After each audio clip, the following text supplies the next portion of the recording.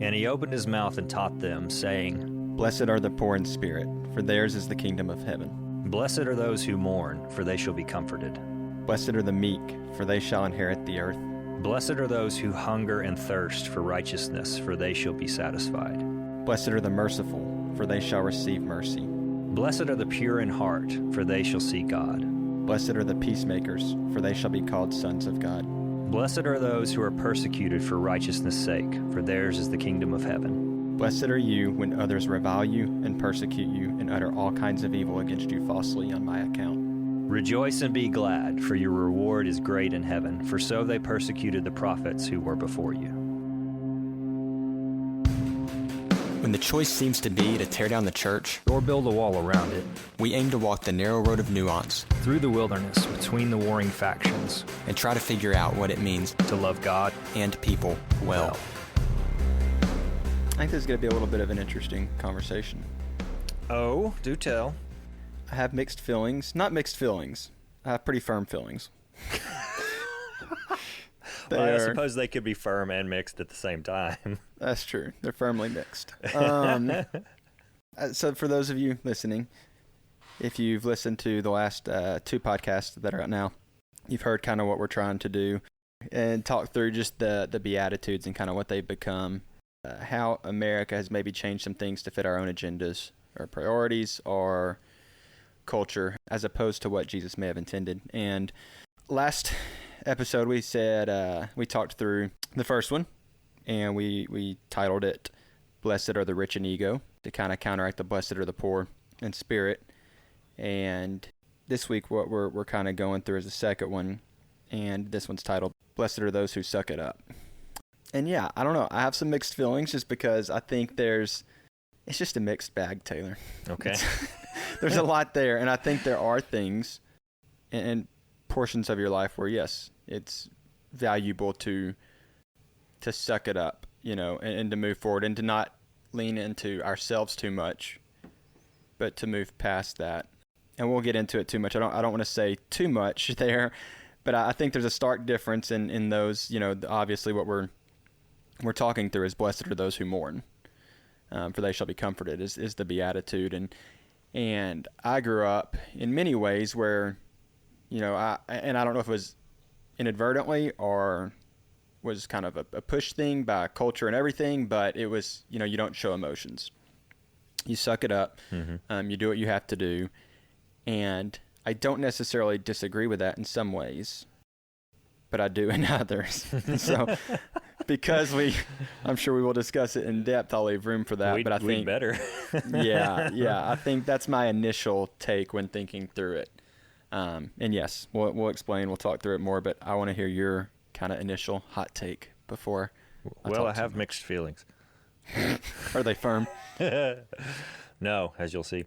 Yeah, I have quite a lot of thoughts too, because in the last couple of years, I've come to realize that I have been somebody who has kind of boxed myself out of being demonstrably emotional outwardly, but then also I have fooled myself into not feeling things and being honest with how, and realizing I haven't been honest with how things have affected me. And I have not allowed myself to respond or react or to feel about things that I should, and called that a good thing. And I think sometimes, as kind of what you're hinting at, sometimes it is good to be on an even keel emotionally. Sometimes it is good to be the kind of person who responds rather than reacts out of your emotions. That, being slow to anger and slow to speak, and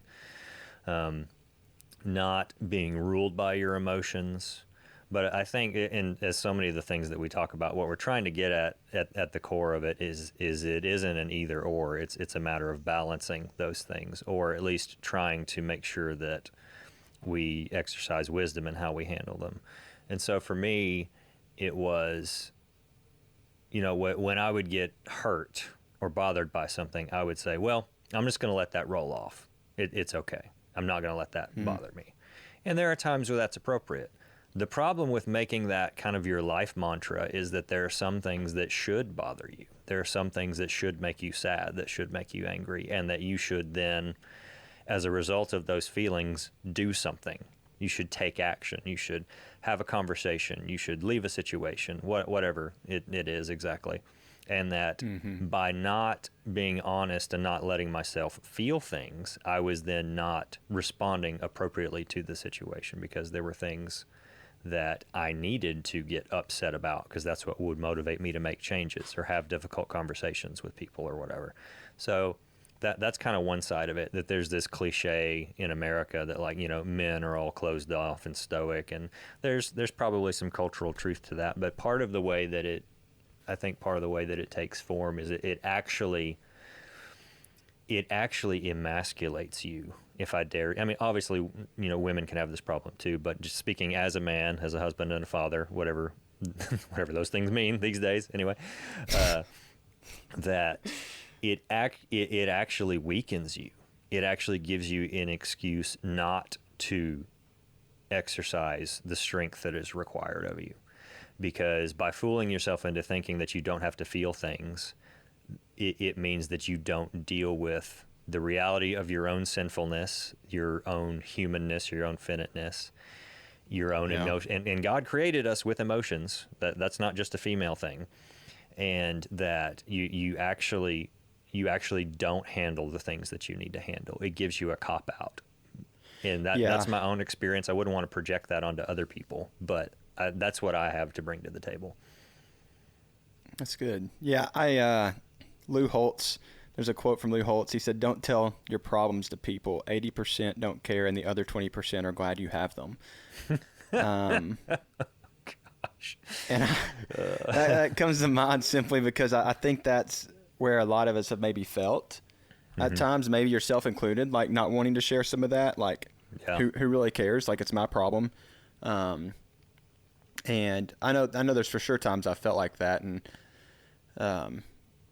whether or not you're in, we talk about community a lot on here, and whether or not you're in strong community or not, that could be your experience, is that you don't really have anyone to talk to, and so who cares? Like, I'm not going to blast my problems out there just for everybody to hear. And it's what is that? None of you will be surprised at this part of the conversation, but I think it is difficult for people who struggle with church and Christianity and their place in it, who are committed to the faith, committed to Christ, committed to walk in the line, but who really don't know how to do the church thing well. And I don't mean the biblical community thing. I mean the expression of many of the expressions of church in America are challenging for followers of Christ to make sense of, as we've had so many conversations about. And so for me, what it looked like is the lie with a grain of truth in it that all these people around me are not like me. They don't care about the same things that I do. They're here for different reasons than I am, and they're content with an experience that does nothing or very little for me. So how do you find people that you feel like are on the same wavelength and care about the same stuff, so that you can share that last 10% of the darkness that you're trying to make sense of? Now, there is truth in that, but there is also a lie in that. Insofar as we're all humans in the same boat, and I have convinced myself that nobody will understand me. I've convinced myself that there's no way that these people have anything to offer me, and that's not fair and that's not true. But where is the line is what I found difficult. Yeah, and you say American church there. I think that's an important distinction. Not that there's not other geographical regions where church is happening the same way, or the same things are similar, but I think distinguishing the American church versus the church that's described in the Bible is an important distinction, because you saw those people walking together toward Christ. I feel like in difficult times more so than what you see in the American church. And I don't know that the American church is as quick to be there for people's true needs. I think there's this quick, well, hey, we'll pray for you, and it's going to be okay. Like, it's going to get better. And yes, maybe so, but are you really being there for the person, or are you just being there for your appearance? Yeah. And if you don't give people that room to mourn, like it says, blessed are those who mourn, and whatever that, may mean, depending on your situation, how can they really receive comfort? Yeah. Also in the New Testament, in Acts and especially in Paul's letters, I think, we're given a pretty unflattering picture at times of how the early church handled themselves. I know there's a tendency to put the early church on a pedestal, and in some ways we should, because it started off very simplistic, or simple, I guess, not simplistic, in that they seemed to be oriented around the right things to start off with. Acts 2:42, they prayed together, they ate together, they fellowshipped, and they devoted themselves to the apostles' teaching. And I think that's a pretty good definition of what church should be, and anything else is kind of icing to that. But then there were folks who thought that non-Jews should have to follow the Torah, and that there were squabbles about leadership and format, and what about this and what about that, and how to handle the order of the gatherings. And so all that stuff was there. It's not that they didn't have any problems to make sense of, but I think we have a couple of thousand years of a different kind of history or different kinds of baggage that maybe they didn't have, or at least it didn't look exactly the same. And I think that makes a difference. And I can't speak to how it is anywhere else in the world because I don't live there, but that's been my own experience anyway. Yeah, I understand that. I think part of my other kind of struggle with it is, I think there's a better way to say it, maybe, that is biblical. Suck it up is not biblical. Yeah. At least I haven't found it. Take maybe heart I'm reading is. in the wrong place. What's that? Take heart is.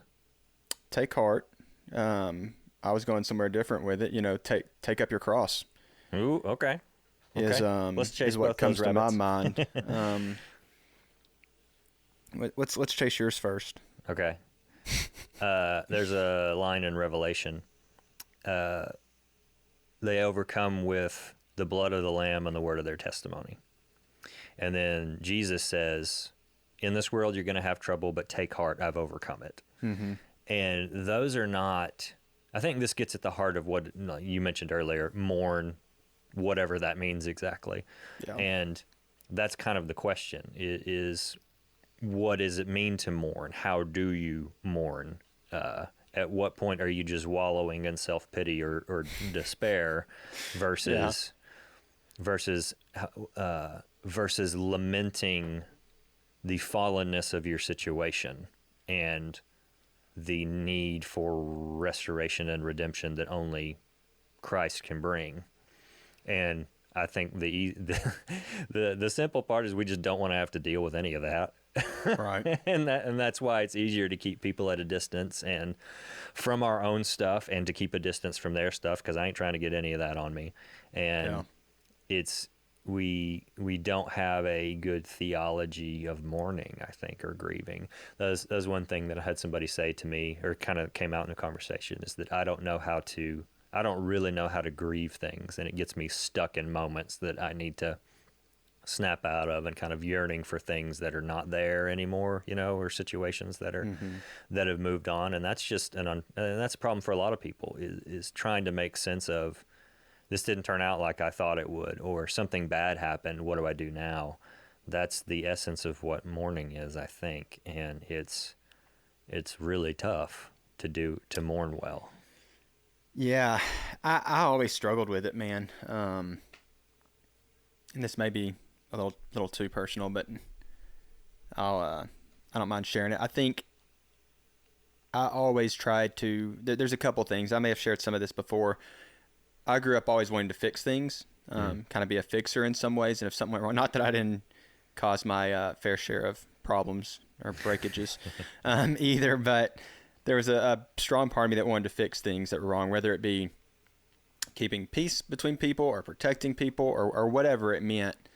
That was my goal and what I thought I was here for. And because of that, I didn't like to share my own problems often. Yeah. With friends, I had friends I had to be there for, so I need them to think I'm strong. Yeah. So if I don't suck it up when things are tough, how are they going to expect me to be there for them? Now, is that completely true? Probably not, but that's what I'd convinced myself. And I took some of that to marriage. I remember in college I lost my one of my granddads, my dad's dad, and I was dating my wife at the time, and I would the woman who is my wife, I was dating her at the time, but she was trying to. That's right, yeah. Hey, there's something to that, right? Yeah. But she was trying to be there for me, and I, in many ways, didn't let her, and hid that, and just was kind of going to get through it on my own, and did. I know that was a challenge for her. And then ultimately, I think one of the things that started changing me a little bit on this, just different things that happened through my life. So that happened. My parents went through a divorce pretty quickly after we were married. And that was one of those things that was tough to allow her to be there for me. Now, I was completely broken in many ways. But I just didn't really know how to let her. It's like, what do you do to help? Like, yeah. I'm sitting here trying to fix this. I can't be broken, so you don't need to help me, kind of a thing. Yeah. Ultimately, man, the thing that completely changed that were not those two things, but we had a miscarriage after having our first child. Between our first and second, we had a miscarriage, and man, it completely broke me in a way I've never been broken before, and hope I'm never broken again. I'm sure there will be something, but it was tough, and I know different people handle it differently. I've had friends handle it differently, but man, I was, we were both a wreck, and there's no way I could have gotten that without, I hate to say letting myself go, but in some ways letting everything that I'd put up fall down, and just cry and hurt and try to keep myself busy. That's what I would do for the longest. I'm not a gardener by any means, but I remember building a planter and trying to plant stuff just to keep me busy, to keep my mind off of it. Mm-hmm. And it didn't work. And really what I finally learned is I've got to let my mind go there. And I've got to talk with people. And it's a conversation that at the time, I mean, that was 7-ish years ago. I don't feel like was happening a whole lot. And there were people I just had to call, like friends who had gone through it, and seeing that they're still broken in some ways, and crying together through that. And that is ultimately what I think finally allowed me to see, like, it's okay to allow people to see when you're hurting. Yeah. Because then there is comfort, from, God's going to comfort me, yes, but even him allowing them to be used to comfort me. I remember one of the things that really helped was a buddy of mine who had gone through the same thing, sharing, like, man, who better to parent your child than God, And if you believe that your child's with him now, and what you think you're better parenting them in this world, like, and I just remember being like, dang, and it seems like the way he said it and presented it was probably way less harsh than what I'm saying there, but it was something that just allowed me to have that little bit of like, man, yeah, that's comforting. And I know that's probably sharing way too much from personal life there, but it was something that made me realize it's okay to break down. Yeah. I don't have to always suck it up, and sometimes it's just part of life. That is part of taking up your cross at times, is that things are tough and you use it for him, mm-hmm. Not to shift completely to the other rabbit to chase, but yeah, or even to take heart. I mean, to your rabbit too. Like that, there's times where, yes, this looks horrible, but God's overcome all of this, and there's something bigger from it, Well, and that's not some kind of. Christians are really good at like being patronizing, honestly, and I don't think it's our intent, but it's kind of patronizing of you to say. Yeah. Respectfully, be gentle with this, but it's when you start to hear things like, well, everything happens for a reason, or God has a plan, and it's like, screw that. It's not helpful. You understand the intent in that they're in the same situation that you're in which, like, I don't freaking know what to say to you. I know I should probably say this. Yeah. But I don't think that anything like that begins to capture what it is like to feel the closeness of God in the midst of pain. No, no, there's nothing like it. People are a poor replacement for what God can offer us, and I don't know. I think we've probably all heard the adage. Why don't you listen instead of thinking about the next thing you want to say? I often think in situations like that, that's, again, respectfully, to Taylor's point, that's what people are doing. It's, am I looking helpful in this situation? What can I say next? Instead of just really listening to someone and allowing them to be vulnerable and being that for them as well. Like, just because someone's in a vulnerable position doesn't mean you have to be tough. Like, that's not necessarily what they need. They may need to know that it's okay to be vulnerable by you demonstrating it. Yeah, and it's still tough for me. I mean, that helped me going through things like that and having to be, just because there was no way for me to be necessarily strong, but having to try to be there for my wife while allowing her to be there for me, and ultimately both of us realizing as much as we're there for each other, we need God during this. Humility takes strength because it takes a lot of courage to be vulnerable because you're risking harm. And especially if your experience has taught you you will be harmed when you're vulnerable, it takes all the more fortitude to lower your defenses and open yourself up. I think anyway, is that it's a lot easier to wall yourself off than nobody can get in. There's no chance of me getting hurt, and I'm just over here by myself. Whereas when you lower those barriers and invite people in, it's really risky, and it doesn't always work out very well. But it's kind of the only game in town, isn't it? There is no cookie cutter way of making sense of this stuff. Yeah. No, there's not, and you're right. That's what makes it tough, because there's times where you do try and even go to someone and trust them, and I know I've had experiences where it's backfired on me.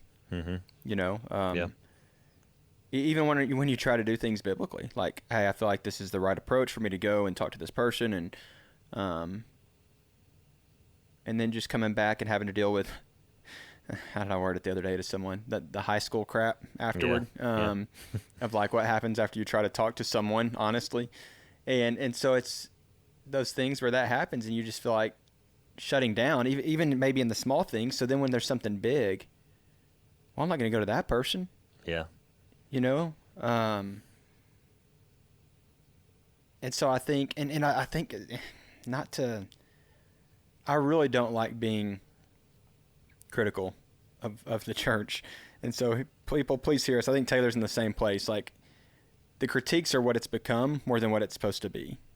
At least that's where I'm coming from. I think Taylor's probably in a similar place. Our critique is what we've chosen to make the church into as humans, which, of course, we screw that up at times. But I think we've put up kind of this smoke show of what community is, instead of making it what it's supposed to be at times. It's become this thing where we sit in a room, we talk about the few things we're dealing with, and then we leave and come back and do it the next week without ever really doing anything about the things. Yeah. And that's a whole lot of things, but yeah. Well, it's like I've had conversations with people before that if I'm equipped for anything, if I'm good at anything, I think it's getting to clarity in a situation. That's what I aspire to be good at, is let's look at this, let's take all the data in, and these three things are what's important. That's what I aspire to, and sometimes I'm able to, and sometimes I'm not. I think you are good at that in many ways, but what happens when there is no clarity that can come out of a situation? Dude, yeah. Like Job, the end of Job. The whole book is like, you the reader are privy to what's going on behind the scenes. Job is not. He never learns why any of these terrible things happen to him. There is no explanation ever given. Yeah. He is just told to trust God, even if he never understands anything. And that happens a lot. Like, why is this crap going on? Where is God? What is he doing? He said this, but this happened. I mean, the whole book of Habakkuk is like this too, as I've mentioned before. Or Yeah. even in the midst of some of these super gnarly situations, that some of it is like, okay, somebody reached a certain age and they passed away. That's, that's sad, but not necessarily tragic. That's just the way things go. But like the situation that you and your wife had that you were describing, that's like, what is this? And Yeah. I've not been through something like that, so I can't even begin to speak to it. But there have been other things that have happened that I've been like, I just don't understand why. And I have all these intellectual things Man. that are in my head, but that doesn't help you in the moment, even if you have a perfectly formed theological argument. It's still like, yeah, but this freaking hurts, man. Why? Yeah. Why does this have to hurt like this? Yeah, and always will. I mean, we're very, again, people handle it differently. Yeah. We very much, just even our kids, like, we talk about that child. We were not far enough along to know if it was a boy or a girl, but we talk about it like it's that child's part of our family. Like, and so it's in the middle of conversation. The kids will ask, they'll pray for that baby still, and talk about wanting to meet the baby one day, and all sorts of things. And there's some hope there, oddly enough, in talking about it. But man, even because of the timeline, had we had that child, we wouldn't have had Christian, our second child, and so there's times that's comforting. It doesn't change the situation. It doesn't necessarily make it any clearer. But it's like, man, look at this child that we wouldn't have been able to Yeah. to live life with. And There's something that I kind of wanted to bring into the conversation, which is that I think you need, in the same way that whatever language you speak, you need vocabulary, you need words to put with the thoughts that you're having. And we need a spiritual and theological and emotional vocabulary for things too. And especially for emotions. That if you don't get the practice in, if you don't get the reps in, as one of my friends likes to say, with making sense of these kind of situations, then you find you don't speak those languages very well. And I think the church in the West, so we're talking about America and probably Europe to a certain degree because of the way that those kind of societies grew out of each other and affected each other, that I think in the modern church era in America anyway, we don't really have a language or a dialect of mourning, because the art, quote unquote, that we tend to consume, or that helps shape the art and the sermons and the music, the films that we watch, the books that we read. I think that there are the songs we do in church, I think that the lamentation and the mourning often is left out of the equation. yeah, And so that when it's there, we kind of don't know what to do with it. There's a band that we both like that we've talked about before, As Cities Burn. And I remember their first album, Son, I Loved You at Your Darkest. I mean, the darkest is there for a reason. That a lot of the songs on that album are so raw in the emotion that they express, and so scathing in their prophetic critique of the church and of Christians, that it's pretty extreme music anyway. But I remember that there were folks in my life that had a pretty strong reaction to the lyrics, negative reaction, and saying it's so negative and there's no hope there and all this. And in retrospect, I think one of the reasons that band meant so much to so many people is they were saying things that you're not allowed to say in church. They were talking about subjects that were not welcome in your small group, or not a part of the sermons that we grew up hearing, or the devotions that we were reading, or whatever the case may be, not part of the songs we were singing. And that it was a language of lamentation. It was a language of mourning. It was a language of the prophets. And if you've read the prophets much, there's a lot of really gnarly stuff in there of acknowledging of all of the crap that goes along with life under the sun. And I just sometimes I wonder, and I think it's changed somewhat. I think that kind of there's a response to that has emerged. Like we had Andy Ziff on here a few episodes back, or we've had Josh Porter on, and talking about the kind of art that they want to make as believers that does not shy away from the realities of human life and the Christian experience. That it does exist, but I wonder, that was my experience when I was younger, is that it wasn't, by and large, it wasn't really part of the conversation. And so that I think that what happened is a lot of people grew up without a language of mourning, without a dialect of lamentation that could then help them in these moments. Yeah, I think you're right. I'm glad you mentioned language, just because I think so much of it even boils down to maybe semantics in some ways. Just suck it up just seems like such a worldly, like, you know, we talk about a lot, that get yours mentality. Like, deal with it so you could come out ahead. And it's that language of, like, I don't know, it seems to be very contradictory language to the gospel. You know, when I look, I actually, because I was curious as we're talking about it, I looked up the origin of suck it up. Mm-hmm. Are you familiar with it? No. Not at all what I thought. And now I will never use that phrase probably the same way, but it's the origin, according to this, and who knows, this is, you know, Wikipedia, but there's multiple sites of it. But it's saying the origin of the expression, suck it up, comes from World War II pilots. If a pilot happened to vomit in their oxygen mask, well, they had to suck it up, or else they'd breathe acidic fumes into their lungs and die. Like, okay. And so it was the expression, Wow. you know, because of that, means to choose the lesser of two evils, right? To suck it up or die. And I don't know if that adds much to the conversation, but I felt like it was interesting. I think the language matters. Yeah. Because I think as followers of Christ, we should have a different language than the rest of the world. Yeah.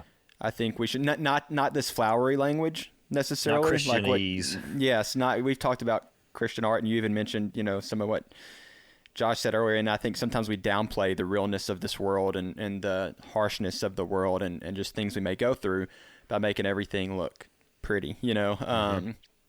And then we get this, well, I'll pray for you and I'll be all right. Well, maybe not, you know, if it's not, you know, what God wants to happen, it's, you know, chances are it's not going to happen, but there's sovereignty there. But I think we've allowed ourselves to go down that path so much that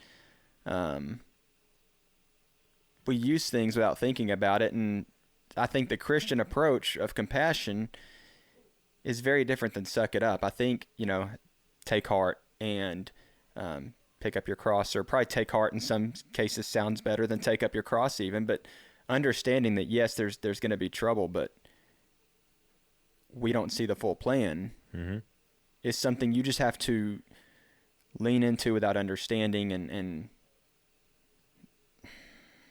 not that it's easy, but I think that sounds better than suck it up, you know? Yeah. So there's scripture about this. And I'm going to kind of go in a certain direction in response to that. It's not the Old Testament, is it? It is. Totally kidding. Yeah. That's the New Testament too, though.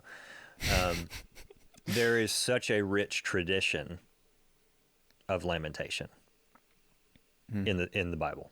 There's a book called Lamentations, for freaking crying out loud. I can think of a pretty specific example. Yeah. But even beyond that, there's so many Psalms. There's so much poetry, frankly, in the prophets about how to make sense of life under the sun, as the preacher in Ecclesiastes says it. And it's just, when's the last time you heard a sermon preached out of Lamentations? You know? When's the last time you heard a sermon or a song built on one of the Psalms of imprecation, or out of the blessings and the curses at the end of Deuteronomy? The language is there. We just don't like going there, I think. But beyond that, here this phrase is in the Beatitudes: "Blessed are those who mourn, for they will be comforted." Paul in his, I think it's in 2 Thessalonians, says we don't mourn like those who don't have hope. And that is a primary difference. Beyond that, though, so I've been talking about Deuteronomy a lot lately because it's what I've been reading. And in one of the latter chapters, I think it's in the 20s. Moses is talking about a lot of the regulations for cleanliness around the camp, like go dig a hole over there and poop in it. Don't poop outside your tent, and then all kinds of dietary things. And there's just all these laws or statutes are kind of just thrown together. It's sort of a grab bag, and that's a longer conversation for why it's set up that way, I think. But this phrase stuck out to me this week, that they were to keep the camp clean and organized and all that. He said, because the Lord your God walks in your midst. And I was just like, oh my gosh. That so landed on me. And we talked about in a previous episode, one of the last two, that in chapter 4, Moses talks about all of the laws that he's about to recap. And he said, the whole point of this is so that this is what wise people do. They live their lives in light of these truths applied in these ways, so that the nations around you will look and say, wow, that is a wise people. Is there any other people whose God is close to them? The way that our God is close to us. And that phrase just arrested I'm getting a little emotional because we don't mourn like those who have no hope, because the Lord our God walks in our midst. And that is the difference. Yeah. And that is the only thing that makes a difference in the kind of situations that we're talking about. Yeah. I want to read 2 passages of Scripture that are from very different parts of the Bible. One is in Deuteronomy 28, and the other is in Isaiah 65. In Deuteronomy 28, Moses said, the way he recaps it is, I've set before you blessings and curses. And this is the part where he's talking about both. And this specifically is the part about the curses. And some of it's pretty gnarly, so bear with me here. I'm going somewhere with this. This is talking about what they do if they follow after other gods and they're not obedient, and they do not pursue justice when it comes to the alien, the fatherless, and the widow, and they don't acknowledge God, and they don't take care of their country, of their people. These are the things that will happen. You will not prosper in your ways, but you shall only be oppressed and robbed continually, with none to save you. You shall betroth the wife, but another man will violate her. You shall build a house, but you will not live in it. You shall plant a vineyard, but you will not use its fruit. So on and so forth. Your sons and daughters shall be given to another people, and your eyes look on them and yearn for them continually, but there will be nothing you can do. You shall plant and cultivate vineyards, but you will neither drink of the wine nor gather the grapes, for the worm shall devour them. You shall have sons and daughters, but they will not be yours. They will go into captivity. And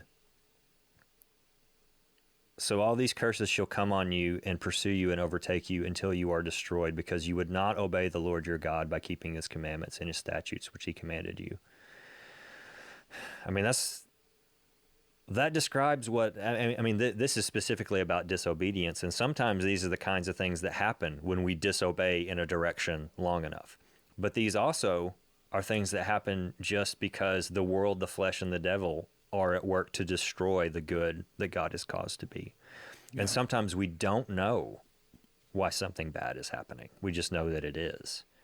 Yeah. But something else that caught my attention here is that some of these things that are listed, and I read specific ones on purpose, sounded familiar, because in Isaiah 65, God reverses them all. So this is a new heavens and a new earth passage. So I'll read the first couple verses, but then I'm going to skip down, and I think it'll make sense. For behold, I create new heavens and a new earth, and the former things will not be remembered or come to mind. But be glad and rejoice forever in what I create. For behold, I create Jerusalem for rejoicing, and her people for gladness. There will no longer be heard in her the voice of weeping and the sound of crying. Let's see if I can get through this. No longer will there be in it an infant who lives but a few days, or an old man who does not live out his days. They will build houses and live in them. They will plant vineyards and eat their fruit. They will not build and another inhabit. They will not plant and another eat. For as the lifetime of a tree, so will be the days of my people. And my chosen ones will wear out the work of their hands. They will not labor in vain or bear children doomed to calamity, for they are the offspring of those blessed by the Lord, and their descendants with them. It will also come to pass that before they call, I will answer, and while they are still speaking, I will hear. The wolf and the lamb will graze together, and the lion will eat straw like the ox, and dust will be the serpent's food. They will do no evil or harm in all my holy mountain, says the Lord. And that is the language of those who mourn. Yeah. For they will be comforted. I appreciate you sharing that. And that's that phrase in the first part, there's nothing you can do.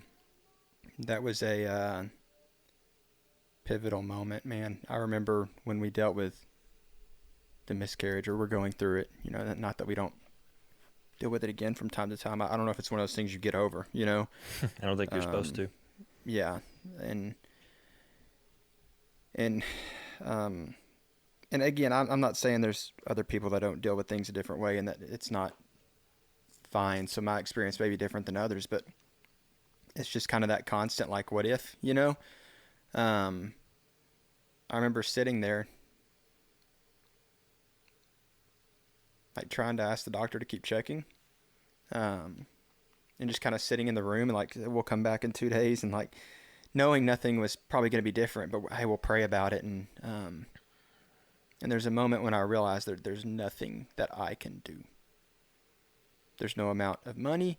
There's no amount of power. And for, at that time, what was a believer, but a pretty arrogant in some ways person, it was a slap in the face, but a good one, to understand that, man, I'm powerless.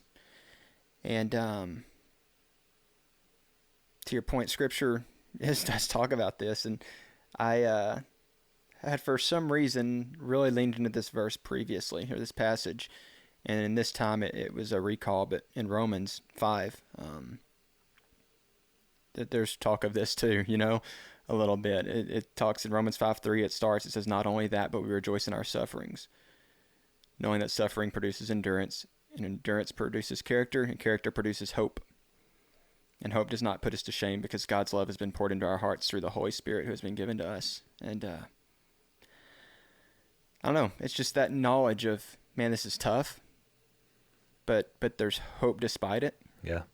And God's got a reason. I don't think I will ever fully understand that.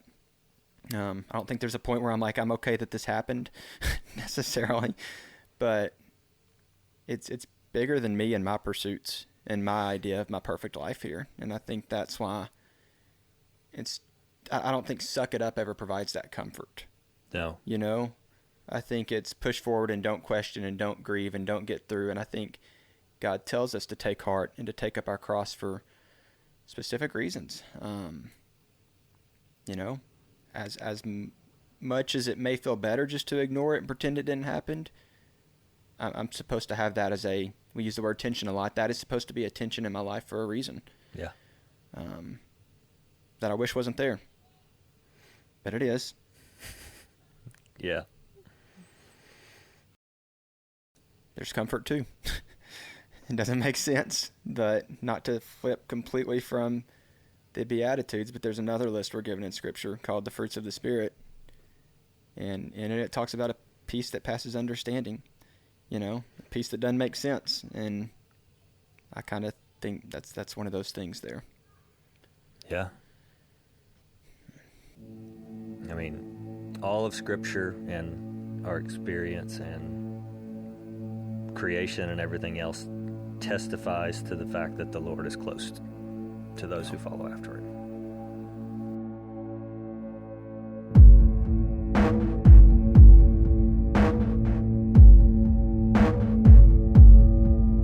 Cannot escape the kindness